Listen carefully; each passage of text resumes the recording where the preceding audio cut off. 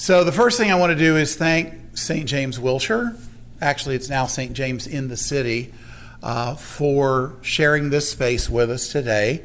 I wanted a place that was central and convenient and easy to find, and they were very cooperative in that. So, and the Episcopal Church has a long history with mental health and recovery issues, so it's a central part of our ministry. So that was one more way of them being involved, and I want to thank especially Bishop Roscom for doing that.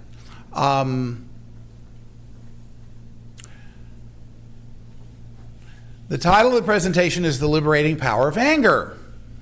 And what I find over and over again when I work with people is that anger is something most people aren't comfortable with. And there's a lot of reasons for that. Most of us now live in a society where we get much of our social information from media. We watch sitcoms, where anytime anybody says anything about establishing a boundary or trying to, communicate, there's a laugh track going, in the background. So, or we watch cop dramas. When I was a kid, it was Westerns, so it was always extra dramatic. For those of you who ever watched the Spanish telenovelas, they're really wonderful because all of the emotional expression is exaggerated, su insulto mi por favor, etc. It's like you can't miss it with those. And that's why people love soap operas, because vicariously we're able to place ourselves into situations where we're basically telling someone off or otherwise letting them know how we really feel. The problem is, in most of our day-to-day relationships, we either live with these people or we work with these people or they're generally friends, and we're really concerned that we might do something that would offend them or make them feel uncomfortable, because after all, a gracious host always makes our guests feel comfortable. So I do have to refer to this, and I apologize. One of the things that I look at with this issue of anger is trauma. Because when people have been traumatized, our first reaction is, and then our next reaction is usually we want to fight back, we want to protect ourselves. But part of being an American, even if you've recently arrived here, because you've landed in the sort of the melting pot of this that I'm about to describe, is we are a nation. We are a pioneer nation. We made all of this out of wilderness in the last 300 or 400 years. Wilderness that we basically committed genocide against native peoples in order to subjugate. We brought in all kinds of people who were, quote, not like us for cheap labor. And of course, the first thing you do when you want to exploit somebody is you dehumanize them. And that, my favorite is the Irish, because, part of my mother's family is Irish. Most people don't want to remember that the Irish came here as indentured servants, which was a nice way of saying they were slaves too. They just had a period of time in which they worked it off. So, and then of course, because our central focus was creating this place that's now relatively comfortable and relatively safe, but in the background, 2 or 3 generations, we're all genocide survivors. My very good friend Grace An, who's Korean American, came here. Actually, she was originally from North Korea and fled during the Korean War to South Korea and then came here, said it best to me years ago. She said, anyone who has anything in the old country never leaves. The only people who leave and come to America are the people who have nothing except a knife or a gun at their back telling them to go. So our ancestors carried that pain and brought it here with us. Michael Moore talks about this in his movie Bowling for Columbine. It's why a part of our national ethos is to kind of always be looking over our shoulder and be a little bit nervous, are we going to be safe? And one of the ways that manifests itself is in our interpersonal relationships. Because when we come up to sort of a decision point with someone who we're having a disagreement with, do I want to stay here and fight it out with them, or I just want to say, hey, I gotta go, and then mark them out of our address book. So we have a lot of trauma. It's economic, it's social, it's racial, it's within families. It's just a lot of it. And of course, what's the only context that we really talk about it? Somebody hurt me and I whooped their butt. Never somebody hurt me and, I felt their pain and I said, I'm really sorry and you're my friend and I love you and let's work this out. You certainly don't see that a lot on television, except in the last 2 or 3 minutes, when they play all the warm, fuzzy music. But most of the time, our reaction to trauma and to conflict is fight or flight or just passive-aggressive, oh, sure, whatever you say. And then you never call them back again. So what I want to talk about is that anger is a natural response to trauma. Some of you have heard me do my bowling ball thing. Like here I have this beautiful bowling ball. It's really sweet. It glistens. It's pearlescent white. Want to see it? Yeah. Here, boom! I throw it on your foot. What's your reaction going to be to this instant trauma to your personal self? Well, the sort of normal reaction is first a blood-curdling scream, followed by some attempt to basically make me feel pain too, I joke about it, where's the nearest baseball bat to take to the side of your head? Or, oh, I have a firearm, whatever. Don't forget to sign in the back right there at the table, please. Thank you. So the normal response, think about babies. Babies have not been socialized out of feeling their emotions. A baby doesn't care if it's 2 a.m. and you've got a fever. When it's hungry, what does it do?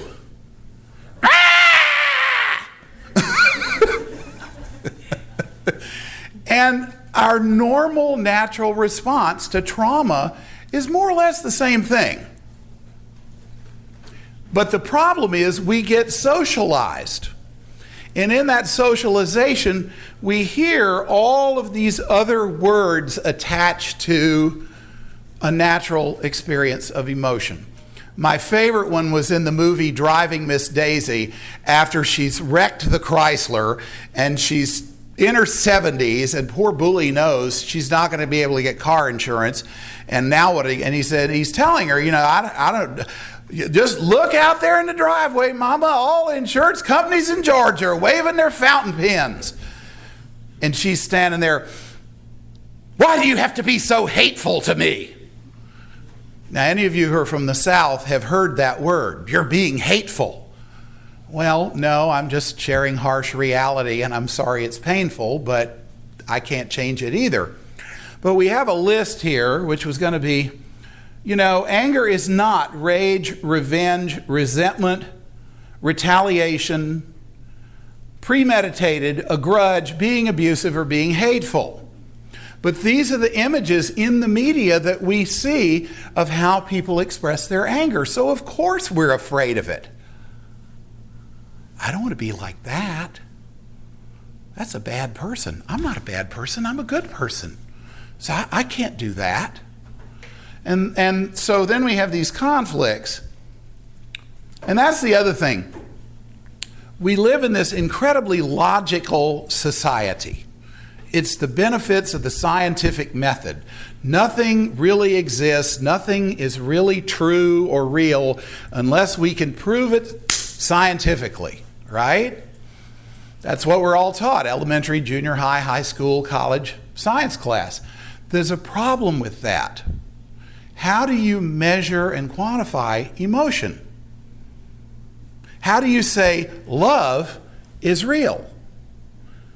We all agonize over that one because we don't want to get our hearts broken. So, because we're stuck with this, when we do get our feelings hurt, what's the first thing we do? There's got to be a reason. And who do I blame? You did this to me. If it wasn't for you, I wouldn't have to feel this. And of course, what I'm feeling is pain. Well, that may be true if I've thrown a bowling ball on your foot.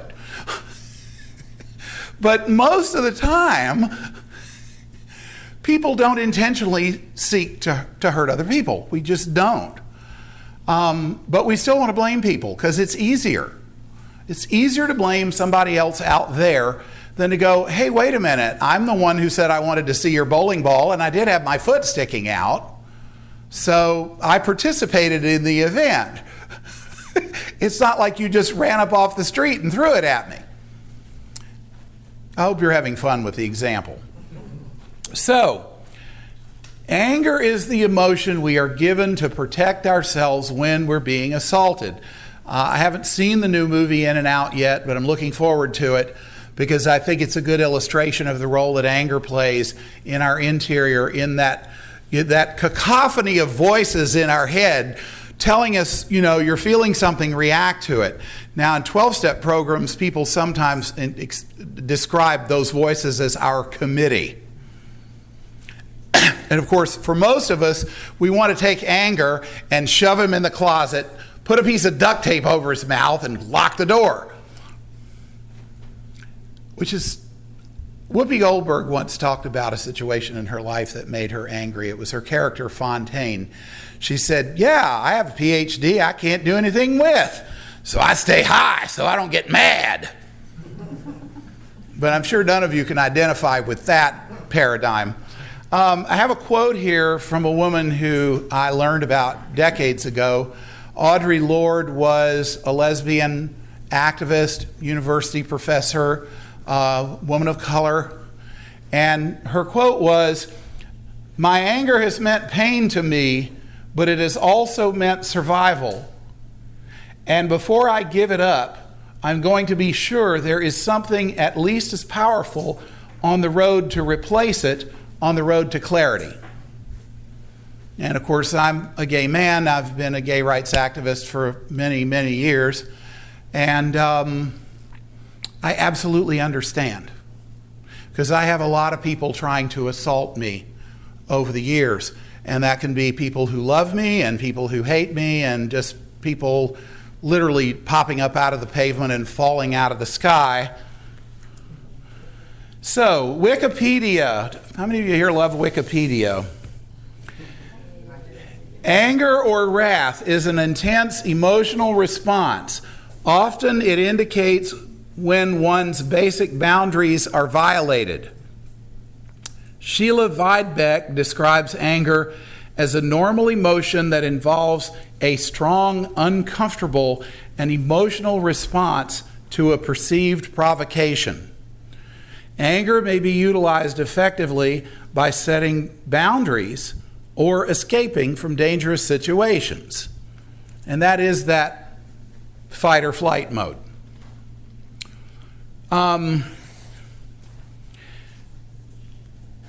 We live in, like I said, this incredibly anger-phobic culture. We now have anger management classes. You go to the store and they try to rip you off and you get upset about it, and next thing you know, they're calling the security guard and then the police, and you're going, look, you just ripped me off for $20. Hello? And we also live in a culture where all of us have less and less power. And everyone wants to blame technology or the people who live somewhere else in the country who aren't like us. But the reality is, 90% of the wealth is owned by 1% of the people. And the rest of us are just scrambling for the crumbs and dancing to their tune. And of course, a lot of us are angry because we don't have a sense of having a lot of control over our destiny or our lives anymore. I don't know what the solution to that is in the larger sense. I have opinions, but the problem is not enough people are listening yet and voting. But personally, what it means is accepting who I am, what I am, and then going from there in terms of, well, how am I going to make a living that brings me some dignity without selling away my integrity, my sense of personhood, without selling the fact that I'm a child of God? Because all of those things are central to my own self-esteem and well-being. So the problem is most of us, because it's an anger-phobic society, we don't even want to think about this stuff. You know, but Brene Brown in her Power of Vulnerability says, just give me a beer and a banana nut muffin and let me medicate my way out of feeling the way I feel. And there's all kinds of ways to do that. The major addictions are alcohol, drugs, either prescribed or street drugs, gambling, food, work, and of course now that we all have online erotic whatever at any time we want, that one's becoming a big issue too in terms of, quote, sex addiction, unquote. My own belief is that all addiction is an attempt to distract ourselves intellectually, cognitively, so we won't feel the emptiness and the pain inside. And I think the new DSM is moving towards the term addictiveness rather than the individual silos of the various substances or behaviors that people engage in. I also believe very strongly that depression is anger turned inward. I became a therapist before the pharmaceutical industry became so significant in the mental health profession. And that's what we were all taught. People who are depressed are people who are just angry. They've been angry for a long time. They've been angry for so long, they don't even know any other way to feel. And it's sort of like being lost in this fog where you can't really see or feel anything. You're just kind of wondering which way is out. And in the old days, in the psych hospitals, what the really gifted psychiatrists and psychologists would do is they would get somebody angry. Fritz Perls, the founder of Gestalt therapy, has this quote. Someone once asked him, what was the focus of the purpose of Gestalt therapy? And he said, the goal of Gestalt therapy, I'm going to use a little cleaner language than Fritz did because he was a pretty direct guy. The goal of Gestalt therapy is to frustrate someone into wiping their own posterior. Because most of us don't want to engage the dirty, smelly, awful parts of life, me included. When I was a boy, we used to go up to my Aunt Velma's farm, Aunt Velma and Uncle Carl in North Georgia. That was our version of summer camp. And they lived in a 4-room tar paper house with a wood-burning stove, a well in the backyard, an outhouse at the end of the path past the garden. My Uncle Carl was one of the happiest people I've ever known in my life. He could read a stop sign and sign his name. That was the extent of his literacy. But he knew who he was, and he loved his life. Well, one afternoon, I'm 11 years old, 13 years old, and it was 1962 or 3. The style was white Keds, white Levi's. My Aunt Velma takes me out to this ramshackle collection of scrap lumber and chicken wire and pushes a flat blade shovel into my direction and says, young man, get in there and shovel out that chicken coop. And of course, the manure was about this deep because it hadn't been done in a long time. She didn't want to do it. And I'm like,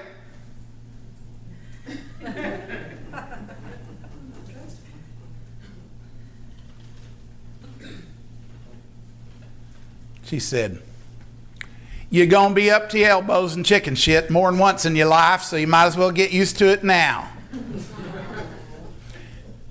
And as much as I didn't want to hear it, she was right.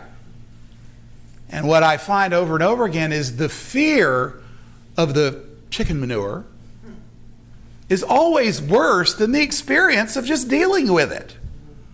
But lots of us, because again, we get our values off of the media and the popular culture, we believe like, what? Chicken manure?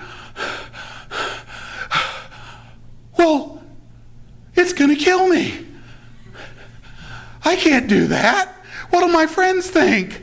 How can I don't know anybody else who's ever done anything like this before. And that's that phobia I'm talking about. Well, the reality is, it's a great line from 12-Step. There's a real danger comparing our insides with everybody else's outsides. Everybody has to deal with chicken manure of one form or another, but because we don't talk about it a lot outside of the rooms of recovery, we think we're the only one. So, and there's one other thought about trauma and depression and all of this. I am a student of Mohandas Gandhi and Dr. Martin Luther King Jr. Gandhi said something that was very powerful, but it's also very true. Poverty is the most pervasive form of violence. People who have either grow up in poverty, or your parents grew up in poverty, or their parents grew up in poverty. Because in family systems, we look at 3 generations. And whatever your grandparents didn't deal with got passed on to your parents, who passed it on to you. And again, I go back to driving Miss Daisy. Hoke is just trying to do his job and drive her to the store. She's going to take the trolley. He follows her outside and he says, Miss Daisy, no fine, rich Jewish woman like you's got any business carrying groceries on no trolley. And she's like, is that what you and Idella talk about? Do you say I'm rich? I grew up on Forsyth Street. We didn't have a thing. I brought home a cat one day and my father said we couldn't afford to feed it. I made many a meal off of grits and groceries. And he says, well, yeah, but you're doing all right now. But that was an example of her childhood trauma, which was at that point at least 60 years in the past. But she was still living there. So, of course, she got angry at any situation that reminded her of it, because she'd never made peace with it. What gave her a sense of esteem was her independence and her thriftiness and her ability to take care of herself. And now here's this guy who has to drive for her because she can't drive anymore. She didn't like that. And it's a great movie about someone who, because of his own I need a job, worked it out, and they grew to be very fond of each other. And by the way, all of my family back in the South thought Hoke was wonderful and she was a pain in the ass. So, using cognition to contain our anger, what do? We create elaborate rationalizations, cognitive defenses. We want to explain, well, the reason I'm so upset is because, I just believe that this sort of thing is a really bad thing and it shouldn't happen to people. And when this sort of thing happens, I just get really upset about it. Would you please turn the music down? We have a hard time just getting to the point. And one of the things we'll do, because even when we do say it, is, would you please turn the music down? But I do like what you're playing. We do the yeah buts. Yes, but. That's one of our favorite cognitive defenses. A but negates everything that comes before it in a sentence. Those of you who are a member of minority groups, well, I have nothing against gay people but I'm kind of uncomfortable about them being around children. Why? Did it ever occur to you that we were all kids too? And if being around people is what makes us the way we are, then we all should have been heterosexual, because there weren't any gay people that I knew about in my life growing up. But again, it's irrational, but it sounds rational. And that's one of the favorite ways that we avoid and ignore our anger. I'd be much better if she said, I really don't know much about people like you, and frankly, it makes me feel really uncomfortable, and I don't want to talk about it or think about it. I can deal with that. Then I can say, okay, have a nice life, but if you vote against me in a ballot proposition. So, containment until explosion. The model we have for dealing with anger is, hi, come on in, just sign the sign-in sheet back there, thank you. The model we have for dealing with anger is, nothing's wrong. I'm just fine. Oh no, I like this. No, this is fine. I'm just... And then something very small happens. You drop your keys, or I don't know, can't think of a better example. And what happens? Instant Godzilla. Any of you have relatives like that? And they'll even say, I don't get upset over big things. It's just these little things that tick me off, And of course, it's your fault because of the way you're behaving. Well, so what are some of the things I found in the literature? Raymond Navaco of UC Irvine, who since 1975 has published a plethora of literature on the subject, stratified anger into 3 modalities. Cognitive, the committee that keeps you up all night long, doing the yes, but on the other hand, yes, but, well, no, but you should consider this. And, I really want to say this to them, but I don't really know how to say it without them getting angry. So I just, maybe I can figure out another way through. And then you wonder why they sell so many sleeping pills.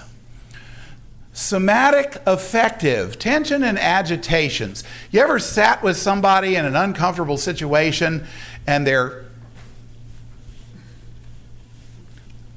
I'm fine. What makes you think I'm nervous?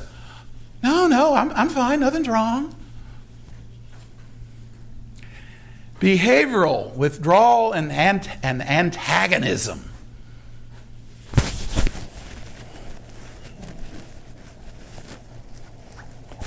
Oh, I just remember I have an appointment. I got to go. Bye. William DeFore, an anger management writer, described anger as a pressure cooker. We can only apply pressure against our anger for a certain amount of time until it explodes. And then you'll end up in an anger management class with somebody like me, except probably not as much fun. And that's a real to spend a year. So, multi-generation. I've talked about this in families and kids. Some of you know, and I actually, while I was preparing this lecture, I had sort of another layer of revelation, so I'll try to be fairly succinct.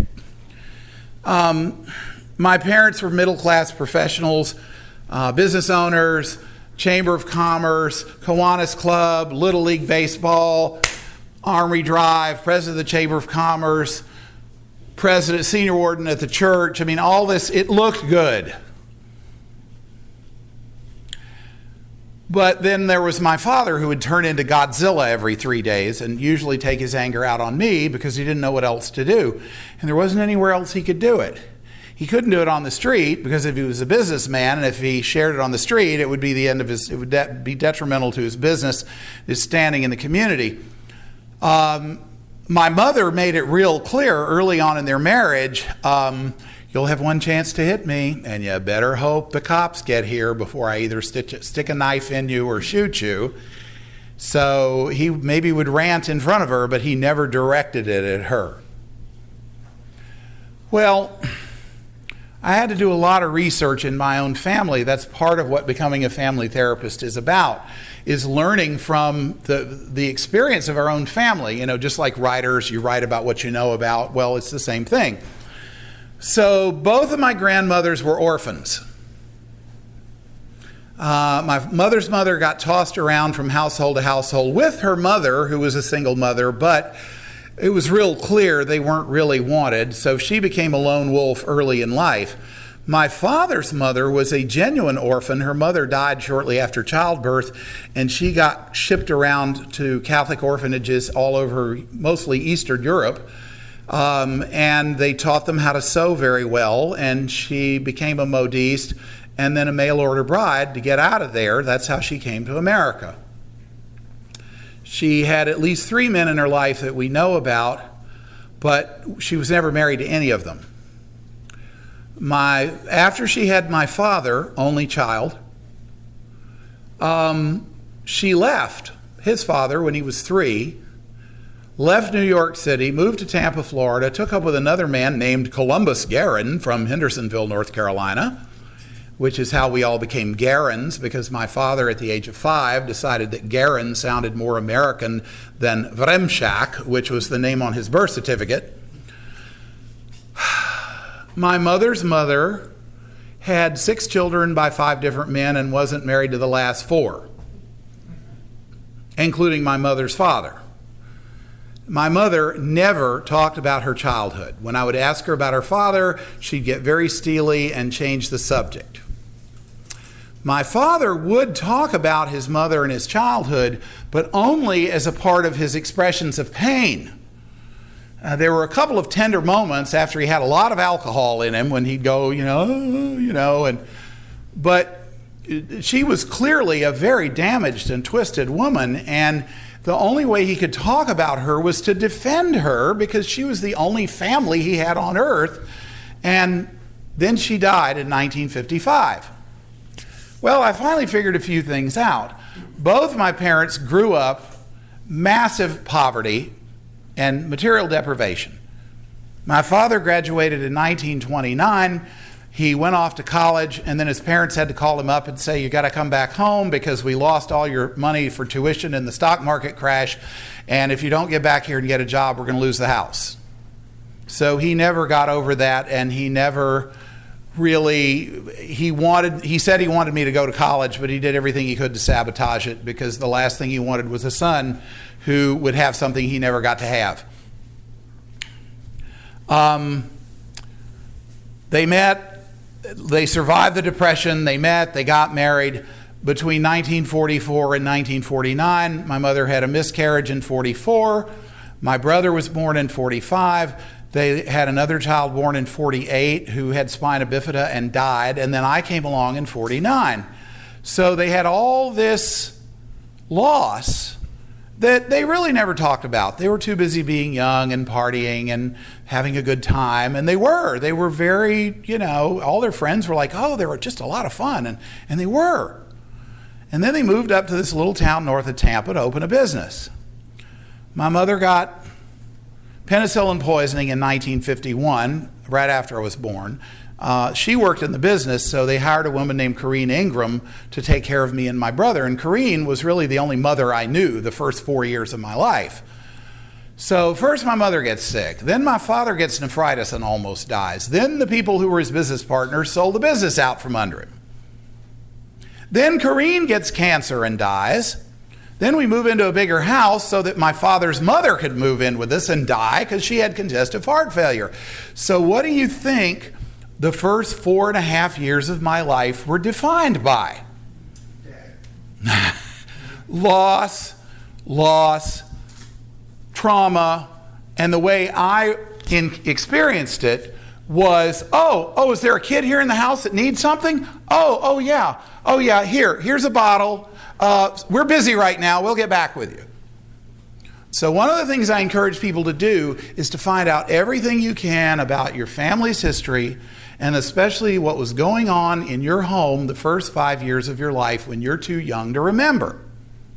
Because of course your parents are going to tell you, we loved you. We wanted to. We always were attentive. we were good parents. I mean, what are they going to do? Say, well, we really hadn't planned on you, and it really ruined our lives, and the money we had to spend giving, was the money we were going to put down on a piece of income property, but instead, we had you. And then the best part is, when my grandmother died, here is my father, whose entire experience of intimacy with her was defined by, because she had multiple personalities, and so did he. You ever see Whatever Happened to Baby Jane? Well, imagine Jane Hudson for your mother, and that's kind of what my father's childhood was like. Well, there's an interesting thing that happens with kids like this. When the parent dies, it's like, oh my God, who am I going to do this dance with? Because my parent is gone. So, the parent looks around for the kid who's most like them, emotionally, or physically, if that's the best they can come up with. But usually, it's the emotional connection, because they go, that's the kid who loves me and who will not abandon me. And then what do? They pull you in and say, I have this wonderful dance I'm going to teach you. Here's the first step. Pow! What? You didn't take the garbage out? Pow! You're supposed to clean the kitchen up when you get home from school. We're down there working. We're doing everything we can to put this roof over your head and everything, and you're sitting here watching television when you're supposed to be cleaning up the house? Pow! So who gets deprived of a childhood? We do. But guess what? They were too. And their parents were too. And that goes back to that whole multi-generational deprivation thing that I was talking about earlier. We've all inherited this stuff, and even if we haven't inherited it in our own immediate family, at least half the neighborhood you grew up with. If it was a poor neighborhood, maybe more than half. If it was the projects, God help you. So, and in the face of all of this, the only thing we have is be nice. I'm a proper Southern boy. Be nice. Now, if you can't say something nice about somebody, just don't say anything at all. Don't be hateful. And dysfunctional families, we talk a lot about dysfunctional families, and of course what we think is that's people, there's drama, there's emotional exchange, etc. No. Dysfunctional families always look wonderful from the outside. Everything's, do I look good for church? Because the defining rule of a dysfunctional family, and it's so powerful, nobody even has to say it. You just know it. Don't have feelings. Don't talk about feelings, no matter what. So, yeah, I keep throwing bowling balls at your feet, but you know what? That's what everybody does. Is there a problem? Well, you shouldn't be angry. My mother threw bowling balls on my feet all the time. I survived it. What's wrong with you? And it just keeps going. So a good friend of mine, I picked this up, who's in recovery, gave me a quote. Here, so I won't step on it. Big feet. I think most of us developed a lot of survival skills from our childhood, people-pleasing skills, not feeling like we have a voice to share. And then we grow up and carry those skills with us into adulthood. In adulthood, they work for minimal survival, employment, and subservient roles. But they don't work for us in adult relationships because we don't feel equal. We can't set healthy boundaries and say no as a complete sentence. There's always that little yeah, but. Like, well, no, but. Instead, we rationalize to ourselves and others. Now,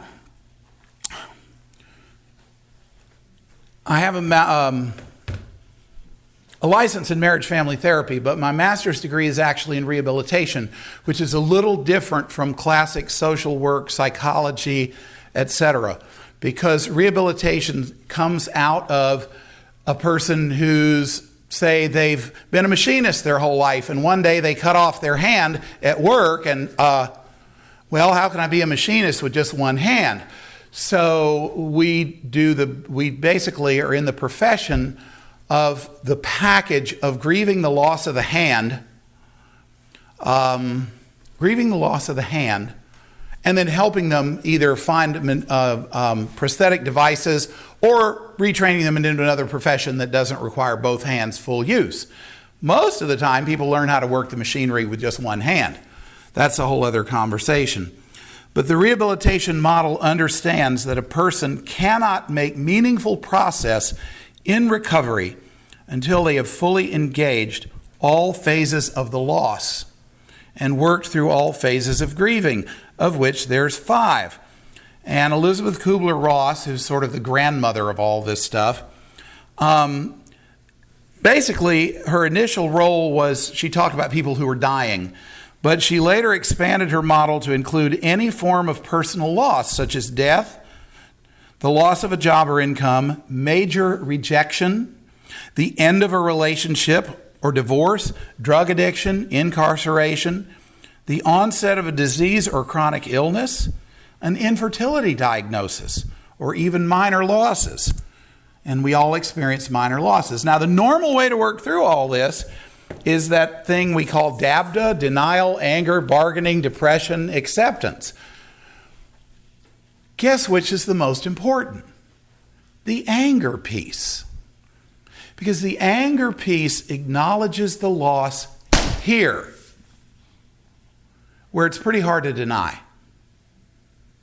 Whereas the denial, the bargaining, it's all up here.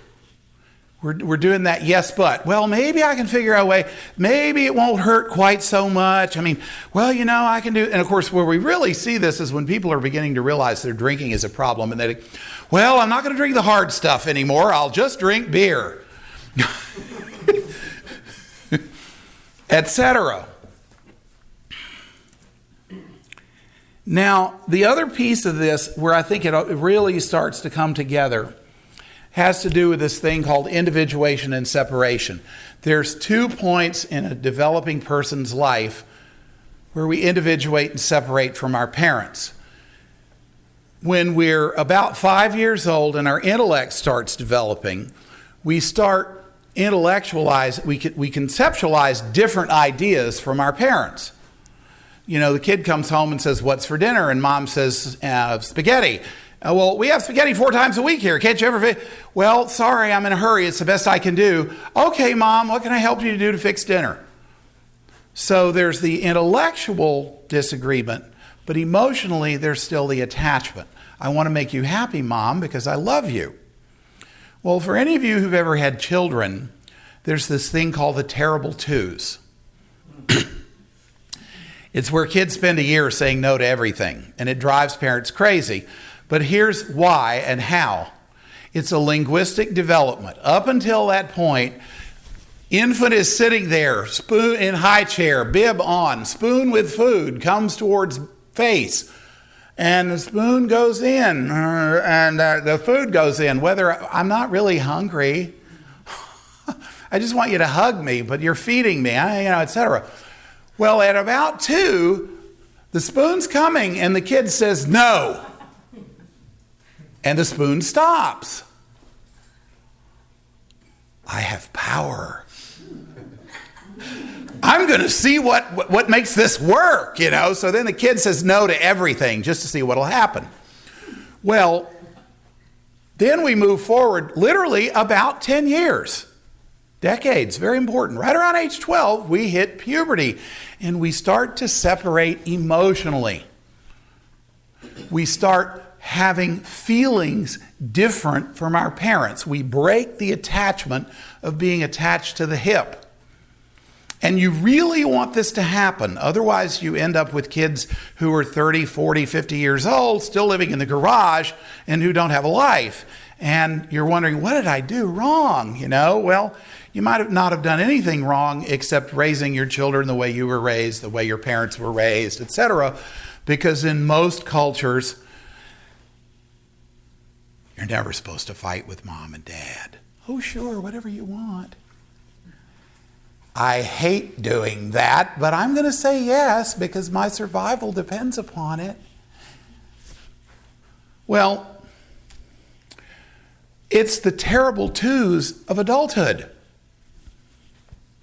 A normal adolescent goes, no, I don't want to do that with you.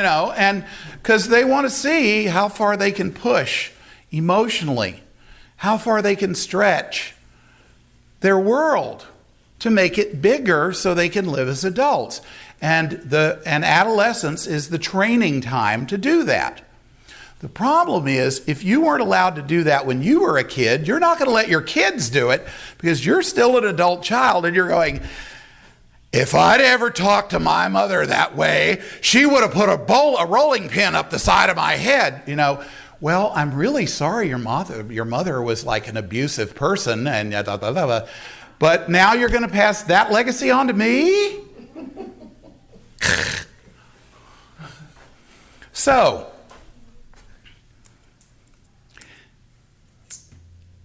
I had 2 wonderful film clips here from Torch Song Trilogy, but unfortunately the projector is not working, so we don't get to see them. So, what happens in an emotionally dysfunctional home is instead of doing denial, anger, bargaining, depression, acceptance, we go from denial to bargaining. Uh-oh, something's wrong. Well, maybe I can think my way out of it. Well, they go out go bowling on Wednesday nights, so that's when I can invite my friends over and, I'll just tell them I'm sick and don't really want to go with them. And that's just the beginning. And what happens when you tell a lie to someone you love? You feel really yucky inside. And you know what's even worse than that? Lying to yourself. And that's what we do in the bargaining phase. We convince ourselves we don't really want something or that we really like something. It's me and my Aunt Velma, I can't say, Velma, I don't want to do that. You don't want to do that. So why are you making me do it? At least let me go put on some different clothes. Because in the household I grew up in, if I had ever protested in that way, I would literally get slapped across the room. Not figuratively. Literally, because when you're a trauma survivor and dad drags you out of bed at 3 o'clock in the morning to beat you because he discovers something you didn't do or did do, no boundaries. So we carry that stuff with us. And then we stay stuck in this cycle of internal bargaining, that committee, those voices. Well, you could do this. Yeah, but if you do that, you're going to get in trouble. Well, maybe if I do this, well, maybe if I just act helpless, they won't expect so much from me. And then eventually you do what I did when I was 8 years old. I realized no matter what I did, I was going to get beaten, so I just gave up. And nobody could figure out why my grades fell down to nothing and why I was eating myself silly with cornflakes and all that and gained a whole bunch of weight. Because you know what? I figured out at 8 years old, nobody cares. So why bother? So guess who didn't get a childhood? And that happens to a lot of people too. Because the adults never got to have a childhood, so they don't even know what a childhood is supposed to look like, except, well, you're here to take care of me. That's what I had to do with my parents, so now it's your turn.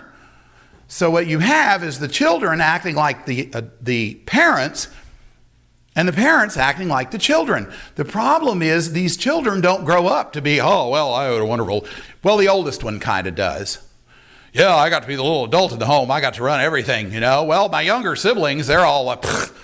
But, I'm the good one. Well, the problem is You wake up one day and you realize, I've done my whole life to make everybody else happy. And this is why a lot of people off themselves in middle age.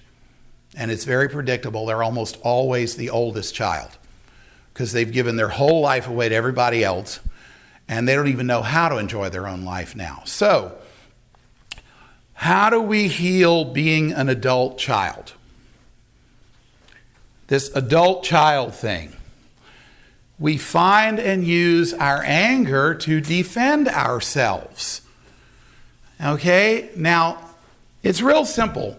If we grow up in a home that's emotionally incomplete, a dysfunctional home, where we don't feel safe, where we don't feel comfortable saying and sharing what we feel, even if it's ridiculous. What do you mean you feel lonely? We're all here with you. What's wrong with you? You're not lonely. That was one of John Bradshaw's favorite. Of course, what I don't even think he had identified. Well, of course, mom's in the kitchen eating and then cleaning up. Dad's out watching TV. Older sibling is upstairs trying to find someone to have fun with. And who do you count, huh? You're not lonely. We're all here. What are you? Being shamed and told that our emotions don't count. So we learn in those environments, oh, I guess you're right. I'm sorry. And I sometimes go back, and because I have this memory that doesn't let me forget much, I'll go back and replay a scene from my childhood and imagine that I'm like in it now. And it's like I just want to say, yeah, I'm lonely. You're both parked in front of a TV, and my brother is off playing with his friends. And the last time I asked you for anything, you told me to wait till the next commercial. But that was 3 years ago.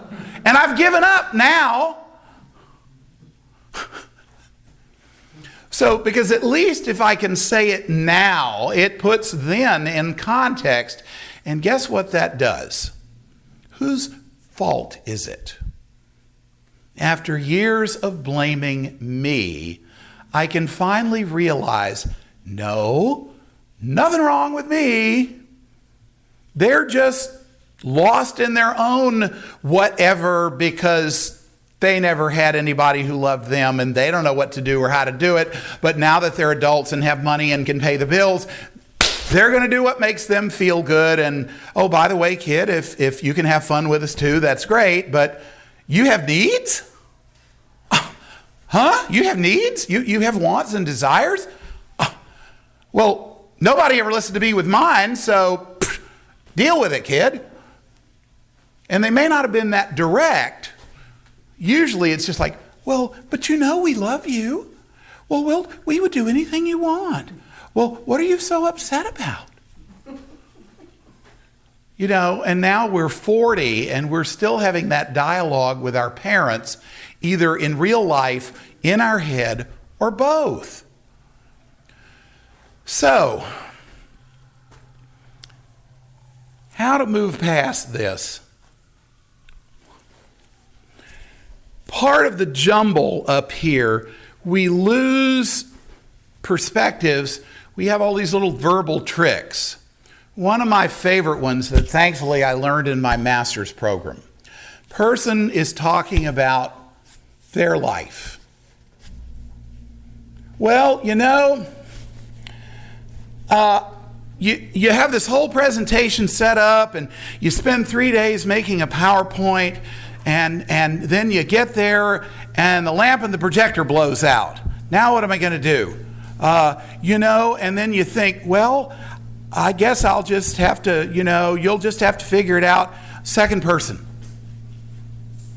It disconnects the emotions from the language because we're talking about this imaginary other person that kind of looks like us, but is really just a hologram.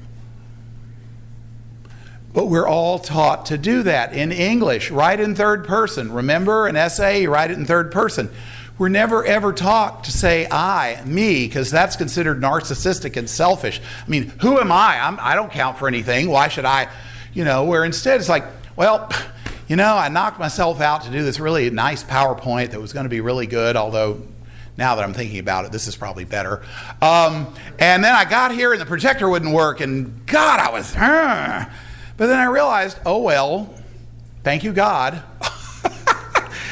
As we say in 12-step, God had other plans, and I've really, one of the blessings of being older is I can now really embrace that the Lord taketh away, blessed be the name of the Lord. So here I am. But that's the first thing. Own it. Own our lives. Me. I count. My feelings are important. I'm not trying to be offensive. Yours are important too, but I need to claim it for me. The next thing is, of course, the yeah buts. We all have a case of the yeah buts, the yes but. We'll describe something in our life, talk about it, and we'll say, well, blah, blah, blah, blah, blah, blah, blah. But on the other hand, so I guess I'm not really justified being angry because blah, blah, blah, blah, blah. The problem is it ignores the fact that you are. And if I can't acknowledge that, yeah, a part of me is like, because then I can go, exhale, Ed. But if I don't acknowledge that, I'm that classic person that they always have in the sitcom. What do you mean I'm angry? I'm not angry. Why are you saying I'm angry? Total disconnect. So, and then of course the other one I'm always harping on is before the 1970s, when people had opinions, they'd say, well, I believe that, we ought to go to war with the Russians and just nuke them all and get this thing over and with for all. People didn't have any problem being harsh and direct and whatever. Well, then the 70s came along, the age of Aquarius, and we were all like, well, now, I don't want to offend anyone, but I do feel that the Russians have been very aggressive, and maybe we should just find them another way.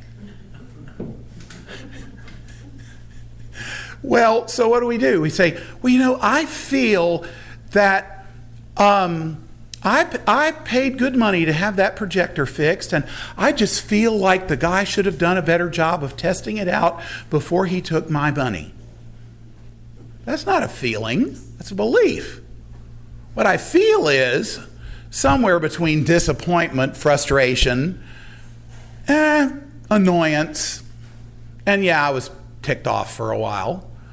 But what I believe is, I don't think the guy malevolently planned to do it. Life is filled with mistakes. And every now and then, some of them land on me. We're good buddies. He's a big guy. He can handle it. So, the other thing, of course, that we really mess ourselves up with is shoulds and coulds. Well, I should have done blah, blah, blah, blah, blah. Or, well, you could have done blah, blah, blah, blah, blah, blah.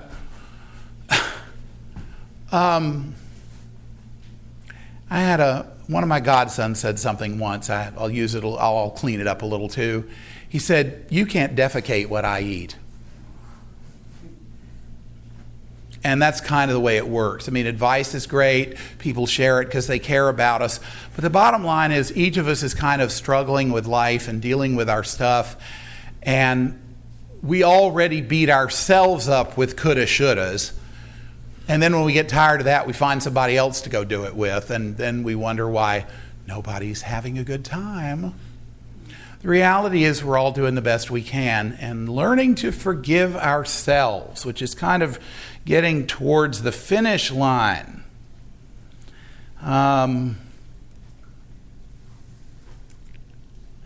Learning to forgive ourselves is central to dealing with our anger and forgiving the people in our lives.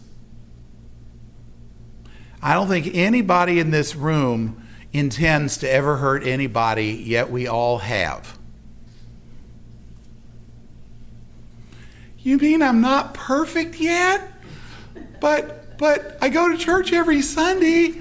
I follow the good book. I even pay my taxes on time. So why did my car just break down? Oh, well, maybe it broke down because you haven't changed the oil in 5 years. But nobody told me. I actually had a friend of mine once. She told me her car was making a funny noise. It was 6 years old, had 60,000 miles on it. I pulled up the dipstick, and it looked like soot and molasses. And it was like 1.5 quarts low. And I went and I said, Joni, when was the last time you changed the oil in your car? You supposed to change the oil? Well, nobody had told her. And she was a single mom with 2 kids to raise. She didn't think to read the owner's manual. So, I mean, if I wanted to do the whole guilt and check, and of course, if I had been writing the checks for all of this, a part of me would be like, but I just said, no, Joni. Yeah. So we took it up to the gas station, had them change the oil. And of course, the guy at the gas station was like, it didn't drain out. It fell out in globs. So, for those of you who may be familiar with what's known as the Serenity Prayer, which is very big in pop culture, but I want to tell you something about pop culture. They only tell you what you want to hear. More importantly, they only tell you what they want you to hear. My favorite one is what's been done to Mohandas Gandhi and Dr. Martin Luther King. We all know about nonviolence. Well, of course they want nonviolence. They're basically like, well, I'm abusing you. I've got you tied down and, but nonviolence. Well, what they don't want you to remember is non-cooperation. And if you study the work of both of them, these were 2 people who expressed very strong anger by saying, I refuse to cooperate with you. There's a great scene with Gandhi in the courthouse in India. The press and about 10,000 angry people outside the courthouse got there before the army did. So the judge and the matter, they're kind of like, what are we going to do with him? I don't know, but we better do something. There's going to be a riot outside. So he brings him in and he basically says, well, Mr. Gandhi, I'm willing to let you all off with a fine of 25 rupees, and then you can go free. Now, what's the conventional wisdom? He was looking at serious prison time, so you'd think, 25 rupees. Sure, Judge, I'll take it. You know what Gandhi did? He said, with all due respect, Your Honor, I refuse to pay 25 rupees.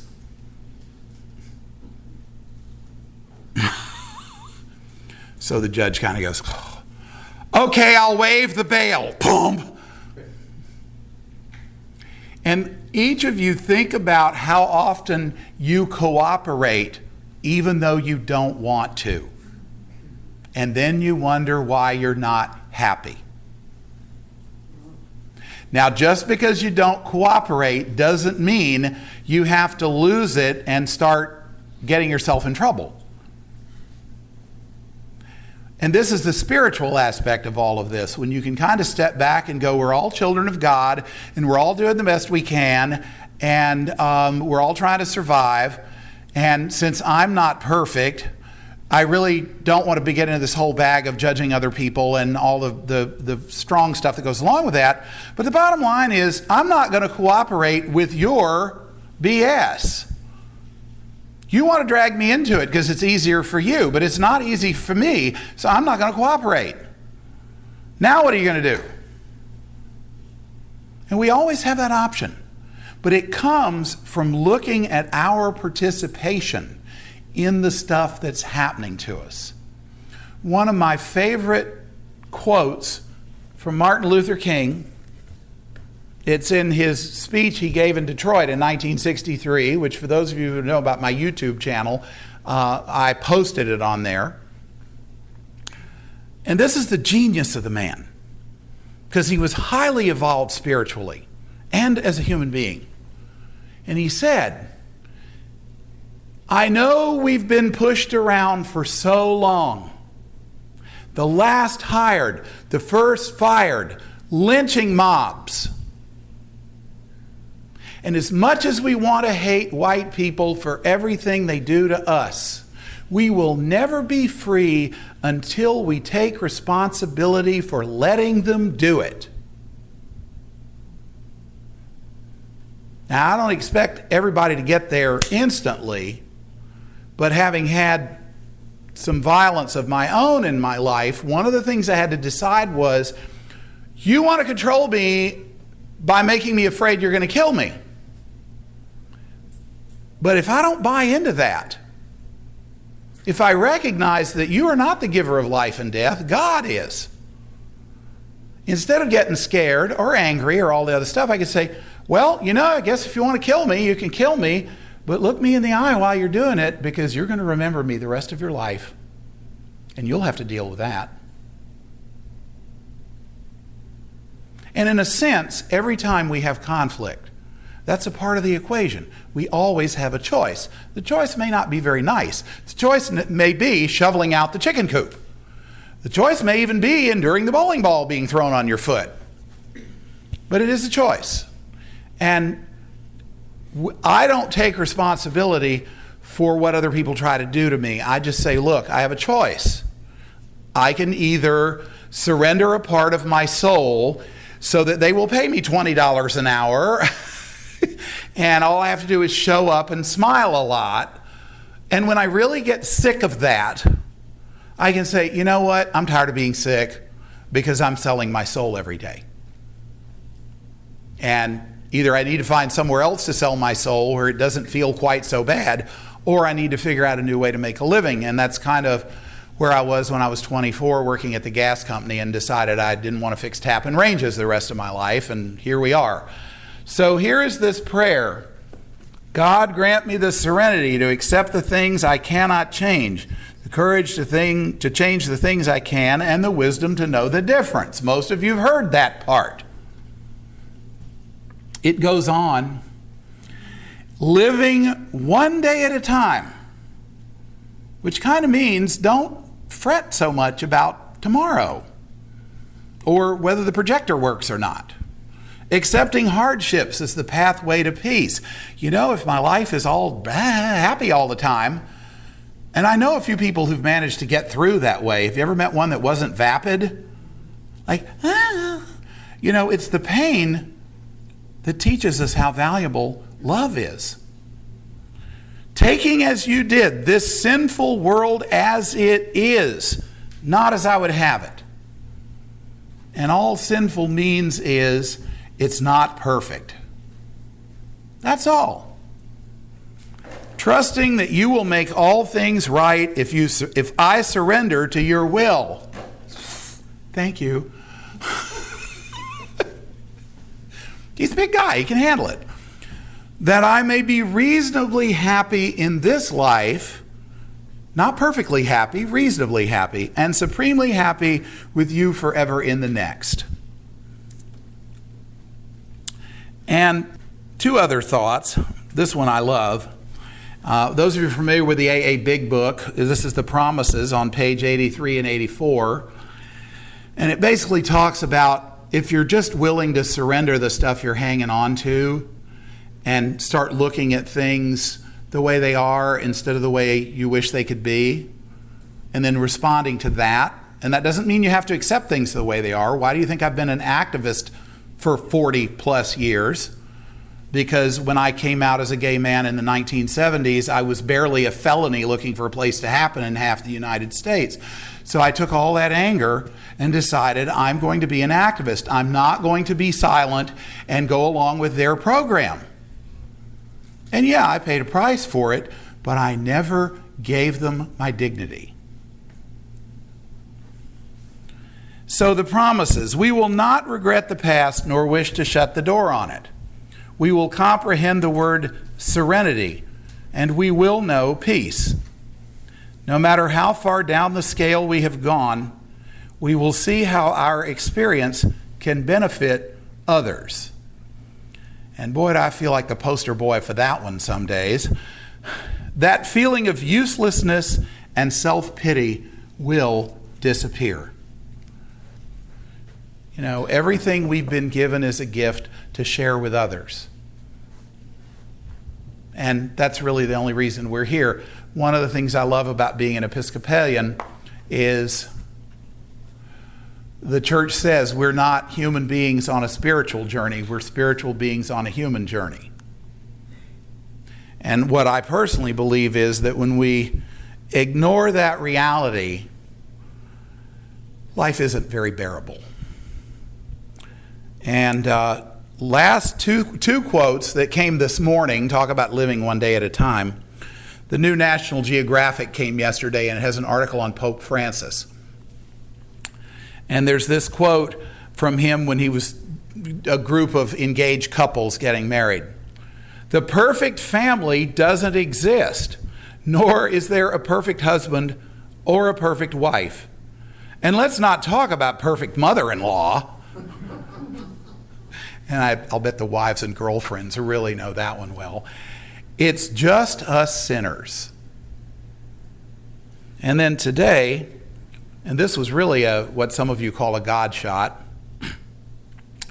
At the end of our services, we get a blessing, and I can't remember the priest's name who celebrated today, but she's always very wonderful, and she digs stuff up like this, which is really cool. So we were all blessed with this, which I will share with all of you as I close. "May God give you the grace never to sell yourself short, grace to risk something big for something good, and grace to remember that the world is now too dangerous for anything but truth and too small for anything but love." So I want to thank all of you for coming today. We can pause for a few minutes, maybe take a break and do any Q&A if you would like.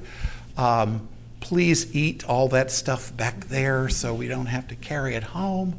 And I thank you very much.